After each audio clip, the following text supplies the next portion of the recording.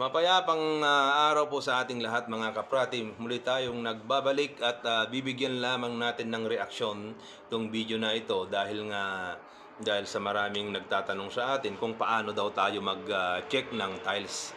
Dahil sinasabi nila na bakit pa rin ang tiles ay nagkakaroon pa rin ng alon-alon. Halimbawa, nagtansi na kami, pantay naman yung gap.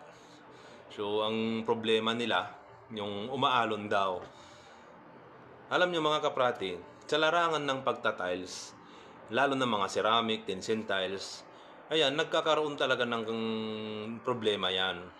Hindi sa gilid niya, ang kadalasan na nagkakaroon ng problema ay yung ano niya, yung ganito niya, yung ibabaw niya. Lalo na kapag binabad mo sa tubig, parang tataba siya. Parang ano ba? Parang yung pandesal na binabad mo sa tubig. Yun, parang magpapump siya. Ganun yun mga kaprati. So ngayon, ang dapat mong gawin kapag ganyan yung tiles mo, ay dapat malinis yung surface area na palalagyan mo ng adhesive, at saka dapat pantay yung adhesive mo. At dapat yung sa ilalim ng tiles, dapat hindi mo lalagyan ng napakarami. So papahiran mo lamang siya ng konti lang, halos mga 2 mili lang, para matakpan lang yung mga ano niya, yung mga gurb niya, kung ganon. Tapos yung pag-a-apply mo ng tile adhesive, kailangan naka-minimum yan 2 cm or 2 cm or 1 cm or 1 cm. So, yun yung gawin mo para pantay siya. Para paglapat mong ganun, kunting pukpok lang, sapak na.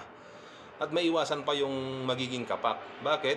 Kasi ito yung kadalasan na nangyayari sa katutuktok mo, sa pinilit mong ilapat ng ilapat. Diyan nagbabaktog yung ano. Diyan umaalon yung mga tiles. Kaya problema din ng iba. So ang ginagawa ko diyan, kine-check ko yung level niya. Para sa ganun, kapag submit ko sa consultant is okay na. Kasi 2 mili kailangan i-perfect mo yan. Ganito. Kaya tinutuktok ko din para malaman ko kung may mga kapak. So ang tanong pa ng iba, bakit yung tiles is parang kapak? Tapos pag tiniktikan naman, okay naman yung simento, okay naman yung tile adhesive niya, wala naman siyang awang, ganon. Mga kaprati, normal din kasi na tunog ng ano yan, lalo na sa flooring, lalo na sa second floor, nagkakaroon talaga ng tunog na ganon. Hindi